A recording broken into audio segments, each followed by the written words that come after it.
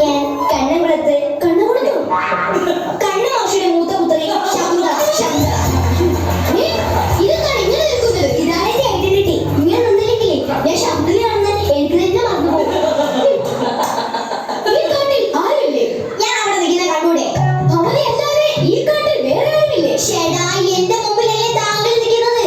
നമ്മൾ രണ്ടുപേരുമില്ലാതെ ഈ കാട്ടിൽ വേറെ ആരുമില്ലേ? ആരുമില്ല. അപ്പോൾ ഈ കാട്ടിൽ ഒറ്റയ്ക്കിരുന്ന് ഭവതിക്ക് ബോറടിക്കില്ലേ? ഇല്ല, ഞാൻ ഇവിടുത്തെ മാനുകളോടും മയിലുകളോടും ഒക്കെ സംസാരിക്കും. 2 മിനിറ്റ് എന്നോട് സംസാരിച്ചപ്പോൾ തന്നെ എനിക്ക് ബോറടിച്ചു. മാനിന്റെ മയിലിന്റെ അവസ്ഥ താങ്കൾ കണ്ടിട്ട് വേഗയ്ക്ക് വന്നാണെന്ന് പറയില്ലല്ലോ. ഒന്നും പറയണ്ട, എല്ലാം പറയണം. ഞാൻ രാത്രി വാള് വെച്ച് ഉറങ്ങിപ്പോയി. ഓ, അപ്പൊ നല്ല കീറല്ലേ? അതല്ല, വാള് വെച്ച് ഉറങ്ങിപ്പോയി. പിറ്റേ ദിവസം എടുക്കാനും മറന്നു. അപ്പൊ മറവിന് അസുഖമുണ്ടല്ലേ? കുമാരിയെ കണ്ടത് മുതൽ എന്റെ ഉള്ളിന്റെ അതല്ല, എന്റെ ഉള്ളിന്റെ ഉള്ളിൽ എന്തോ ഇത്. ഏത്? എന്തോ ഒന്ന്.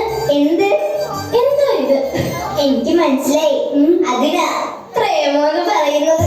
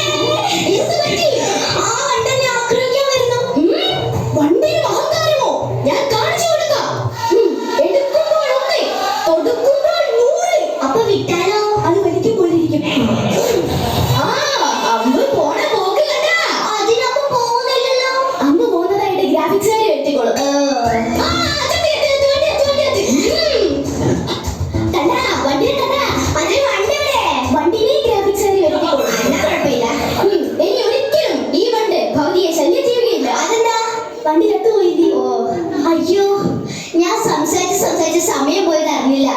എന്നാ ഞാൻ വീട്ടിൽ പോവാണേ. ശകുന്തള, നിൽക്കൂ, ഒരു കാര്യം കൂടി പറയാനുണ്ട്. എനിക്ക് വീട്ടിൽ പോണം. ഒരു കാര്യം കൂടി പറഞ്ഞിട്ട് എനിക്ക് വീട്ടിൽ പോണം. ഒരു കാര്യം കൂടി വീട്ടിൽ പോണം. ഒരു കാര്യം ബിസിനസ് ക്ലാസ്സിൽ ഫ്ലൈറ്റ് ചെയ്യുന്ന ആളാണ്. 2006 മോഡൽ. ഞാൻ ടാക്സി വിളിച്ചിട്ട് എനിക്ക് നാളല്ല. ശകുന്തള, എനിക്ക് വീട്ടിൽ പോണം.